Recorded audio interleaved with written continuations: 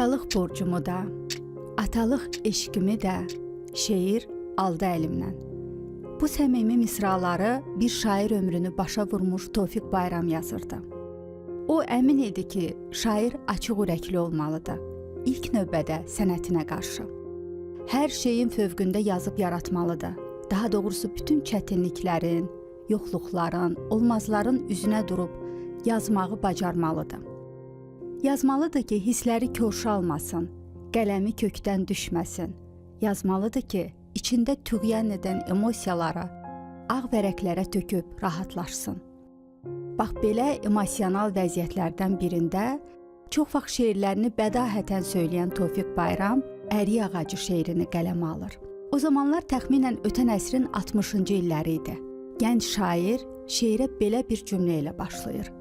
Atamın əziz xatirəsinə. Amma Tofiq Bayram bu xatirə şeirdə tək atasının yox, Əmircanda keçən uşaqlıq günlərinin də portretini yaradır. Özü də sonralar ailələrinin simvoluna çevrilmiş ərik ağacının timsalında. Beləliklə, günün şeirində Tofiq Bayramı ərik ağacı şeiri ilə anırıq.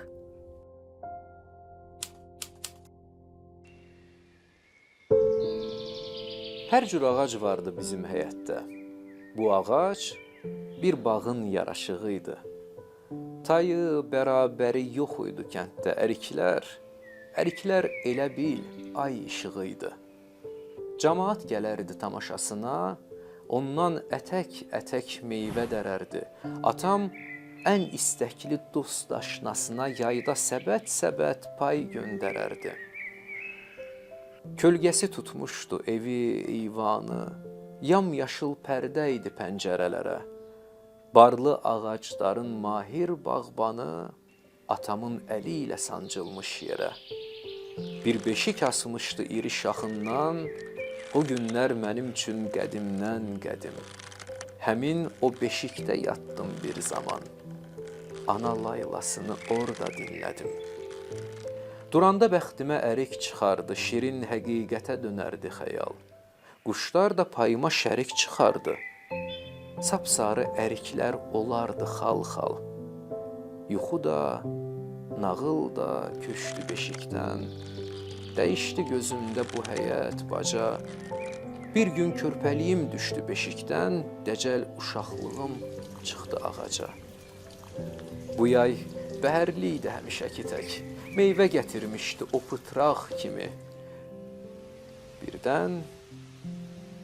Birdən yağdı yağış, gurladı külək, əsdi nəhəng ağac bir yarpaq kimi. Belə əsməmişdi yaranışından, təbiət kökündən vurdu ağacı, külək sinəsindən, yağış başından döydü, silləliyib vurdu ağaca. Nə külək dayandı, nə yağış kəsdi, yay kimi dartınıb gərildi yerə. O elə titrədi, o elə əsdi, birdən gürültuyla sərildi yerə. Sanki yaraşığı getdi hər yanın, yaşıl paltarını hər yer soyundu. Üstünə budaqlar qonan eyvanın, üstünə yetimlik, qəriblik qondu. Atamın qəddi də əyildi yaman. Dedim fəryad səsi göyləri dələr. Elə yapışdı ki öz yaxasından ovcunun içində qaldı düymələr. Dedi dolanmayın yan yörəsinə, qoyun öz-özünə quruyub yansın, əliniz dəyməsin bir meyvəsinə. Toyuqlar, sərçələr yeyib dolansın. Beşik üzü quyulu qalmışdı yerdə. Yıxılan körpəlik çağımdı mənim. Yıxılan körpəlik çağımdı mənim.